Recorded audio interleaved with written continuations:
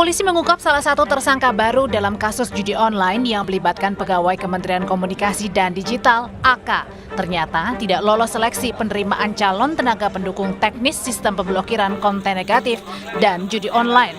Meski tidak lulus seleksi, AK justru dipekerjakan di Kemenkominfo.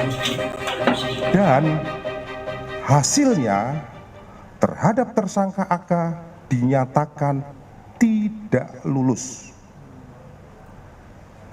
Namun faktanya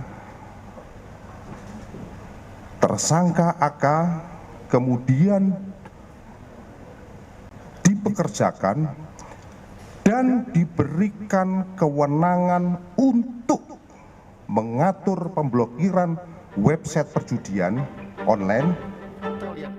Menteri Komunikasi dan Digital Mutia Hafid pun mengungkap tempat perjudian online bukan hanya melibatkan pegawai Kementerian Komunikasi, tapi juga menyasar ke institusi lain, termasuk partai politik. Seluruh jajaran itu juga ada, ya tidak hanya menengah, bawah atau dimanapun. Jadi tempat berhimpunnya manusia, baik itu komunitas, baik itu institusi, lembaga, termasuk baik itu di partai, itu ada potensi yang bermain judi online. Kapolri memastikan akan menindak pihak-pihak yang terlibat dalam permainan judi online. Polisi pastikan tak akan pandang bulu dalam memberantas judi online. Tim Liputan Kompas TV.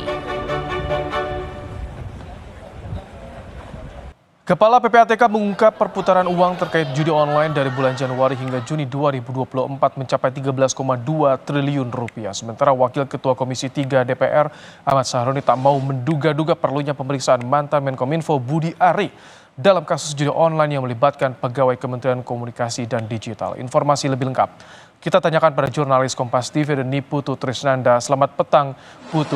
Apa saja pernyataan yang disampaikan Budi Ari terkait pegawai Kemenkominfo yang terlibat judi online, Putu?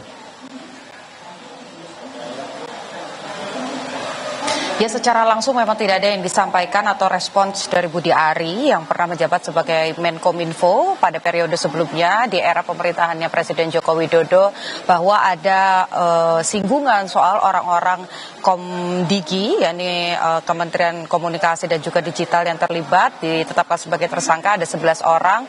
Bahkan tadi juga sempat ramai begitu ya, bagaimana ada kritik juga dari Komisi 6 meskipun rapat Komisi 6 itu fokus membahas porsi Budi Ari dan juga komitmen Budi Ari sebagai Menteri Koperasi, tapi tadi sempat disinggung terkait dengan bagaimana komitmen dari Budi Ari sendiri untuk mengungkap pemberantasan judi online, karena diduga dari 11 orang yang sudah diamankan oleh pihak kepolisian atau juga ditetapkan sebagai tersangka, ini ada beberapa yang merupakan orang dekat dari Budi Ari. Jadi meskipun tidak merespons secara langsung terkait dengan hal itu, tapi satu hal yang pasti tadi disampaikan adalah apapun bentuknya Budi Ari akan berkomitmen untuk menindaklanjuti dan juga kooperatif terkait dengan pemberantasan judi online. Jadi sampai dengan saat ini, meskipun Budi Ari sudah tidak lagi ada di Kementerian Komunikasi, tapi bergeser ke Kementerian Koperasi, tapi Budi Ari menyampaikan komitmennya untuk tetap menjaga hal tersebut agar tetap bisa berjalan dengan baik.